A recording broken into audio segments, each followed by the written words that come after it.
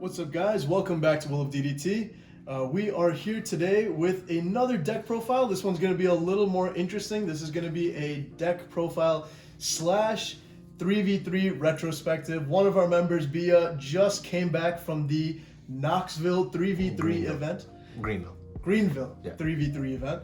And came back with a 5th place win with his green-purple Doffy deck. Really proud moment for our team here at Will of DDT. Beeya, tell us a little bit about your green-purple Doffy deck. Let's start us off with an overview here. Absolutely. All right, so let's get these cards out of the way. Those are our spoils of war. Yes. Love to see it. So I decided to go with green-purple Doffy because it's an incredibly versatile deck. I didn't see it having an especially bad matchup into anything. With how rock, paper, scissory this meta is, I just felt like I have the tools I need to be able to handle any matchup, especially what I've been seeing heavily represented in the meta so far, and we can go over that after. We'll just start with the list. So we'll move the leader over here. I'll start off with the 2Ks because I think that's where you get a lot of flavor drops in the ratios. For sure. So you have the standard Winifesta, he's a 2K, and he's your searcher for the deck. He's the only card that searches 5 film cards. So I adjusted my ratio so I feel a little less bad playing him. So we have the 4 choppers, and then I added 2 more Shiki, right? Because at the very least, especially early game, you're probably gonna play Buenafesta once or twice. Sure. And Shiki kind of comes in and fills that spot, so you still have the 2Ks. those 2Ks that you can grab. Nice. So we'll move these guys out of the way. And then next we're going on to the more utility cards. 2 drops, we have Sugar, and then we have 4 Nami. So Sugar is what I'm always looking for when I'm playing against decks like Law, Rebecca, Whitebeard. Okay. Opening with Sugar is fantastic because you're waiting for them to drop their low to the ground blockers like Fossa for Whitebeard. Rebecca, it feels good because Rebecca, the leader, can't swing. Right. So you play her down, and then at least for the first 2 turns, she's pretty untouchable. Yeah. Unless they Didn't see think about Coliseum. that. Nice. So and then later in the game, I like to place her behind a wall of blockers, which is pretty easy.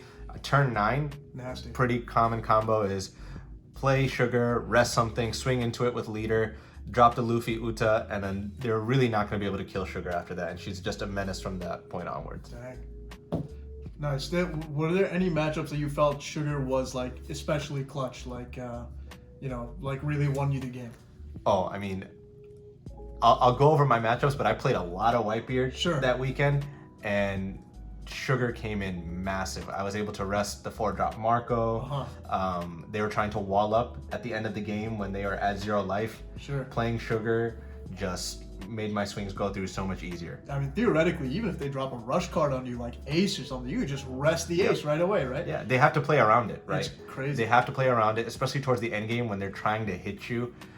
They want to get that ace down, they want to get that rush Luffy down. Yeah. But they have to play something else first that's less Dawn to allocate onto their swings on board. Oh man. It can be a menace. Or they'll have to wait a turn, they'll have to play 5-drop Marco to KO it. Yep. And then it's just delaying all the plays they want to do. No, that sounds awesome. Yep. All right. So now we're gonna go into the combo pieces. We have 2 Usopp, 3 Brook, and 4 Uta. Nice. These are all the things that you like. Usopp can be played off of Brook, but all 3 of these cards can be played off of Luffy, right? Right. So it's pretty fantastic. The great thing about this deck is it can go tall and wide. You have, some pretty heavy bodies that can swing for big numbers. Yep. And then your low to the ground bodies, even though you're going wide, everything is swinging 5K. Sure. So outside of Whitebeard, all of these cards are hitting leaders pretty hard. And against Zoro, it really helps out because you're able to clear out their units pretty quickly. They're dropping 4, 5 1-drops over the span of 2 turns. So you need to be able to keep pace with bodies on the board so you can swing into them and try to survive that matchup. For sure. It's really good into Mono Croc as well. Any deck that has heavy control and heavy removal, these pieces just really help stay ahead of the curve. And then Uta, she's just the MVP of this deck. I mean, she's even more so than Sugar, probably the most troublesome card in the deck for a lot of people, because for those of you that don't know, her ability is on block. You can minus a Dawn to rest a 5 cost or less. So that's something that they have to play around. Either they try to remove her, they try to rest her, or they just try to bait out something. And it's not once per turn either. I mean, you can block with the Uta. I've seen you do this plenty of times. Use the spider web, restand the Uta, block with her again, rest something else. I mean, you just got rid of 2 of your opponent's 5-cost swings. I mean, that's nuts. Yeah, we'll see that in like just a little bit. I catered my events to be able to facilitate those combos a little bit better. But now we're moving on to guild, 2 guild and 2 queen. I see a lot of people do 4 guild or 3 guild. I decided to do a split between guild and queen because, I mean, the stat line's the same, but queen offers you 1k counter and an immediate draw 2, right? Sure. Guild is such an amazing value generator that he's just a magnet for bastardos, for 3k worlds, for jet pistols. So people are going to try to get him off the board ASAP.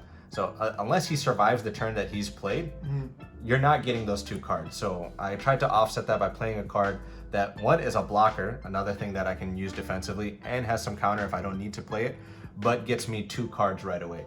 And I can pitch one of those non-K counters, some of those cards that are just clogging my hand. Sure.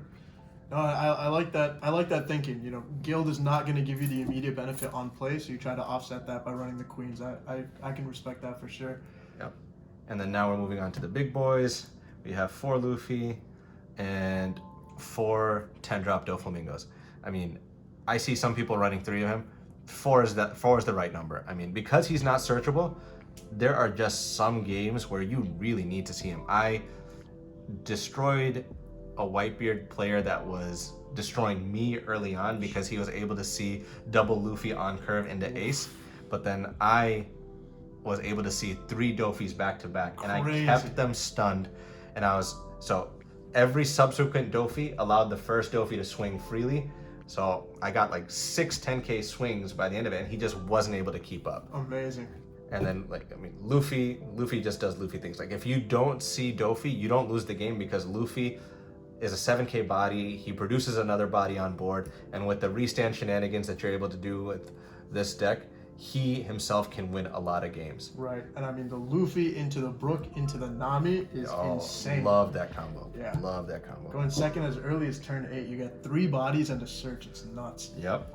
Now we're moving into the events. I think my event spread is pretty different from what other people like to do. A lot of people like to just max out on the 2-drop events that you see in the standard film package, but I do 3 Bagua. I think Bagua is probably one of the more important 2-drop events. It's not searchable, but the ramp that you can get from it offsets a lot of the Dawn return effects that you have, especially like for Queen and Uta that send 1 back. Right. And if you need to do it early, this puts you back on curve, so you're not behind and you don't feel bad. You can still see your 10-drop on curve. Sure. And then we do 3 Spiderweb. This is probably my favorite event in the deck. I mean, 4k counter and restand. Its trigger does come up big. I mean, it lasts for the turn. It lasts for the turn. 2k for the turn. So typically I will not use its trigger if I'm playing decks like Whitebeard or Katakuri, where they have a lot of tall units, because 7k doesn't really impact it that much. Sure. But if you're playing Law or Zoro, oh man, it ruins it. More often than not, they'll just pass because they don't want to waste the Dawn to make these small units be able to swing at least 8k. Right. And then I just run 2 Punk Gibson. So a lot of people might find this strange. People think this is an incredibly strong event, and it is, but I think it is not as valuable as the resting of 4 cost is not as valuable as the restand mechanic. I chose to take out 2 Punk Gibson to make room for 2 Waterfall. So with Waterfall and Spiderweb, I'm able to spread out the resources and restand my blockers a little bit more efficiently, because sometimes, like, if they're swinging 7k, it feels bad to over counter with 4k. Sometimes all you need is a 2k, and especially on Whitebeard, they just put 2 Dawn on him. He's swinging 8k. You block with Luffy, you counter pretty efficiently, and you restand him. Right. It feels pretty nice, and it throws people for a loop, because if you leave 1 Dawn up, like you allocate your Dawn, You have one Don left to restand with leader ability. Like, let's just say you use Nami ability, and then all the other Don was allocated. They happen to survive the swing. You have one Don left. You restand it. Like, oh, he doesn't have an event. Right. Well, no, here you do. Yeah, and I imagine it throws a lot of people off. They're only expecting the 2-cost event. Sometimes deception is part of the game too, right? Like having the waterfall, that like they might think, okay, he's used all of his spider webs. There's no way he has another one, and then you drop a waterfall. Like exactly. Yeah. And this is another part of the deception. I think this is a really good flavor tech. The Gum Jet Gatling. It ruins a lot of game math being able to add 3K, and there are a lot of non-counter cards that you have in the deck that you might not be able to play if you're in a pretty rough spot. I mean, we have 4 Nami, we have 2 Guild, and then we have the 4 Don Quixotes. If these cards are climbing up your hand, they get utility out of this card. Sure. You just pitch them and you're able to counter. And a lot of the times, this buys you that one extra turn you need to be able to turn the game around. Sure. Gatling's an interesting choice for sure. All right. Well, yeah, no. And its trigger comes up. It has a ramp effect. Adding a Don, really nice. Yeah, so it acts as a pseudo 4th Bagua. No, that's really nice. Okay, so very cool list that we saw here. And obviously you were playing alongside your teammates at the 3v3 were a Luffy and a Whitebeard. Okay, nice. So like, tell us about your matchups. You had a total of what, 6 matches throughout the day? 7 rounds. It was 7 rounds, and we made it to the finals. We lost against Luxury Gaming's team. Played against Kevin Zhao, a fantastic player. Big ups to those guys, Kevin Zhao, Mo, and I'm sorry I didn't get a chance to really talk to their third teammate. But great players. This deck was just plowing through. I couldn't be prouder with the performance. Unfortunately, you have to win 2 out of 3 games.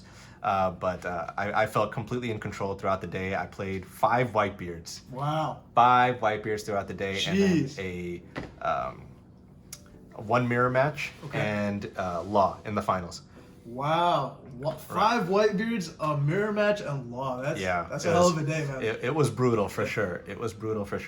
But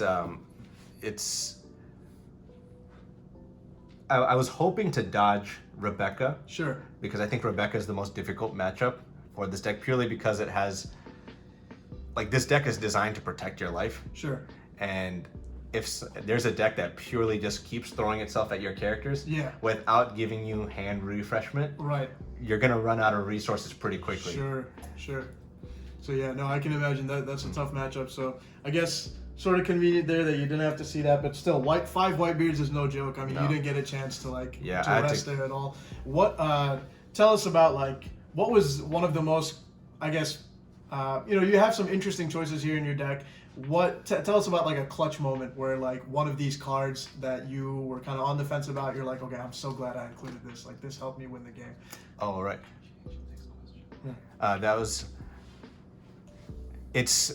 Gum Gatling came in huge. Really? So many games. I mean, I had a very well-established board, and again, playing against Whitebeard, maneuvering around the 9-drop or ace swings, I was like, if I could protect as many units as on board as possible, and then next turn, if I survive, I can go 6/6/6 and then stack up and just really go to town. So Gum Gatling, I had 4 Don up, but I had 4 events in hand. Okay. So I was able to, drop a Bagua.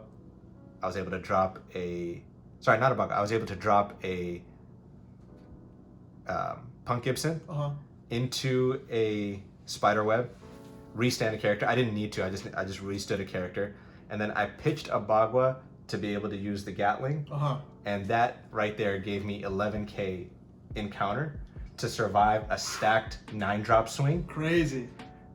I protected my unit on board, and then he used all his Don, restood everything. I put, I swung 6 with Uta, I swung 6 with Brooke, I swung 6 with Leader, and then I swung 17 with your 10-drop Doffy. 10-drop Doffy, and he got to exactly 17, which won me the game. Nice. It was pretty intense, but that happened quite a few times. That was just. Where you had exactly the right amount to beat out the Whitebeard. Yeah, and it was the first time it happened during the day. Nice. So that came up pretty often. The Queen edition came up really big because my hand was dwindling pretty low, and being able to drop 2 and then pitch a card that was just burning a hole in my hand felt really good. And getting a Queen off, so I had 1 life left, and he had 1 5k swing left, and I picked up a Queen, 1k counter. If that was a guild instead, I lose that game. Sure, yeah. No, I can see that. So the Queen came in clutch. Yeah, I like that a lot. Any changes you would make to the deck, either for future events or like maybe, I don't know, going into the next meta? I'm just curious what you feel about the deck. Any more cooking that you're doing with this list? I mean, there's quite a few, different flavors you can have, and I know I use the word flavors a lot, but I feel like that's the best way to describe it. Yeah. I mean, I like the idea of having Douglas Bullet in here. He can be pretty clutch sometimes, but I think for this event, in competitive events, he slows it down. Sure. I also like the 5-drop counter event. Yeah. The weak do not have the right to choose how they die. Yeah. I think that's a really good one of. Sure. But as far as changes that I would make, I think I've honed the deck to exactly where I want it to be. But I also think it's just,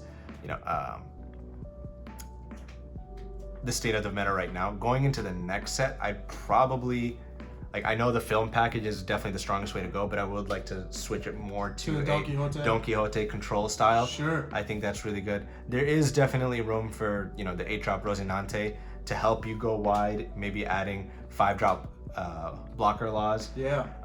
But aside from the ratios here and there, I think I've kind of honed it to exactly what I want the deck to be able to do. For sure. And one thing I appreciate that you've done with the deck is the Brooks play. I hear a lot of people talking about, don't run Brook because it clogs up the hand, and if you're running the Brook package, then you're not going to run the 4-cost 6Ks, right? Because you have bins, you have the 4-cost 6K Zoro, 4-cost 6K bins. A lot of people like that because it helps win the Whitebeard matchup since they're 6K. But you played against 5 Whitebeards and you won with no Zoro, no bins, right? So I think that this is another really key thing. When I see people not running this in the deck profile, I'm just like, man, what are you doing? This combo is just too awesome, especially combined with Luffy. Yeah. That's another thing I respect, that you proved that the Whitebeard matchup is not unwinnable without the 6Ks. Yeah. It's I built this deck. You have to ask yourself, are you building your deck to win a matchup or to win an event? Sure. Right? And the Brook combo helps deal with every other deck outside of Whitebeard. If you go heavy on the 6K bodies, you can do, you're almost then forced to choose. Am I doing Luffy Uta or Luffy Zoro? Yeah. And that almost always feels bad. Going Luffy Zoro feels worse than Luffy Uta because you only do that when you're already ahead. Right. But here in this instance, you have Luffy Uta, great defensive option. But also offensive. Also offensive. Yeah. Or you can do Luffy Brook plus something else. Yeah. Right? And that's crazy. In every other matchup, especially against Mono Blue Croc, which is an incredibly strong deck that has so many removal options. Let's say you get to endgame, 10-drop Kaido, you lose an 8-drop, which is more than likely going to be a Luffy, a Nami, and then he uses leader ability, bounces something else that's 5 cost. Your board is gone. Sure. So you have to be able to outpace, removal. And Queen has a lot of removal. Katakuri with Yamato and Thunderbolts. You never want your opponent to have an easy choice to make. If your opponent just sees the board and as soon as you say pass, they know their next play, that's a problem. Yeah. Right? No, you want to keep them sweating a little bit. Exactly. Doflamingo doesn't want to slow down the game. Right. But it makes your opponent slow down the game because they're wondering what you have. For sure. All right, I think that was a pretty sick recap of the event. Congratulations again on the 5th place win, Beeya, and to Tommy and Victor as well. Shout out to you guys. I know you guys were excellent teammates as well. Okay, guys. I do want to say one more thing, just on behalf of my teammates. For sure. We did make it to the finals. We thought we had 2nd place, but unfortunately, the Bondi app is what it is. Tiebreakers do get you, but we still feel like the 2nd best team at the event. For sure. So I do want to let you guys know, this this is an incredibly powerful deck. I mean, in our tier list, we had it on high A, low S. Yeah. I think this is without a doubt an S tier deck. Nice. No, awesome. Good. Awesome to hear. Really cool deck profile. You know, a lot of you were requesting this, so we're happy to give it to you now. Green Purple Doffy, amazing deck. Probably going to be still really good going into set 5. And yeah, we hope you guys enjoyed this video, and check out more of our deck profiles coming up. Peace. And if any of you guys want a more in-depth, I know a lot of people are going to try to pick up this deck. If you want a more in-depth how-to into certain matchups, sure, we can definitely do that. You know, not every video has to be about views. We want it to be a little bit more educational and engaged. So appreciate you guys coming back. Take care, guys. Peace.